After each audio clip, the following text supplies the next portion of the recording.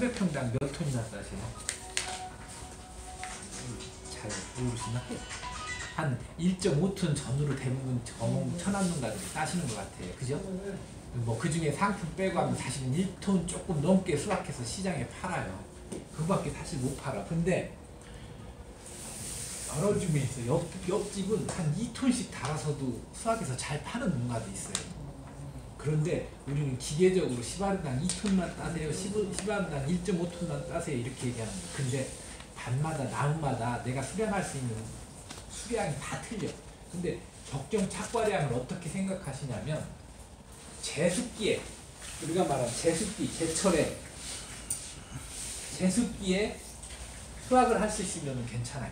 샤인마스카도 회장님처럼 10월 말에 수확하는 게 아니라 9월 초나 중순쯤에 수확을 시작해서 원래 이 샤인마스카가 만정종이라 늦는 종 아니에요. 그게 잘못된 거예요. 회장님 8월 말에 샤인마스카시 수확해요. 8월 말에 한 2년, 3년생 내지 4년생에 한두 송이 놔두고 하면 캔베럴리보다 일주일 내지 2주일 먼저 수확할 수 있어요. 이게 정상이라고요. 10월 말에 만생종이 아니란 얘기를 드리는 거야.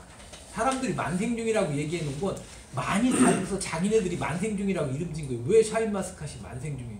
똑같이 포도나무인데 2톤을 캔베럴리하고 똑같이 달아놓고서 생각하면서 이게 만생종인지 중생종인지 봐야지. 한 놈한테는 이 등에다가 쌀가마니를 한 가마니 60kg 지어놓고 한 사람은 맨손으로 달리면서 100m 달리게 해놓고서 누가 먼저 가느냐고 시합하는 거하고 똑같죠. 똑같이 캔베럴 2톤 달아놓고 거봉 2톤 달아놓고 샤인마스카트 두 개를 달아놓으면 샤인마스카트이 거봉하고 캔베럴하고 중간 사이쯤에 수확돼요. 어떤 애는 오히려 거봉보다 아니면 캔베럴하고 같은 시기에 수확돼야 하는 거예요. 내 얘기는 여기서 샤인마스카트 자체가 수확을 했는데 9월 초나 중순쯤에 수확을 못 하신 분들이라면 과다 착과를 했든지 밭 상태가 굉장히 나쁘다든지 내가 뭔가 잘못했다든지 했다고 생각하시면 정확합니다. 농사 이렇게 굉장히 어마어마하게 오래 지신 분들이니까 하나만 물어볼게요. 습기가 뒤로 늦어졌고 때가 됐는데 못 익었어. 이게 과다 착과 아니면 뭐예요? 다른 이유 있어요? 솔직히 생각해. 본인은 알잖아. 본인은 농사 짓으니까 본인은 아실 거 아니야. 그 말 다른 거 있었어요? 없었잖아요. 맞는 얘기야. 그렇게 많이 안 달고 많이 안 했어도 충분히 가능했다는 얘기잖아요. 자, 그래서 제습기에 9월 말 정도에 아니면 9월 말 정도에 수확이 가능한 기준으로 했었을 때 20브릭스쯤 나오고요. 그 다음에 제가 실험을 해봐도 아는데 그 포도 생장곡선이라고 해서 이렇게 생장곡선인데 과일이 이렇게 쭉 크다가 과일이 안 크다 이렇게 해서 우리 이쪽에 색깔이 변장해서 변색기라고 하다가 버나레이제이션 연화기라고 해서 과일이 이렇게 물렁물렁해지는 시기라고 해서 연화기라는 표현도 쓰잖아요. 이게 생각보다 중요한데 이 시기가 보통 포도 50일, 만개 50일이니까 7월 말이나 7월 중순쯤에 돼요. 이거 캔베럴리도 똑같고 샤인마스카트도 똑같고 색깔이 이렇게 말갛게 노랗게 조금 색깔 오면 이게 우리로 말하면 포도 색깔 물들은다는 거 똑같이 샤인 물들은다 이렇게 생각하시면 되는 거예요.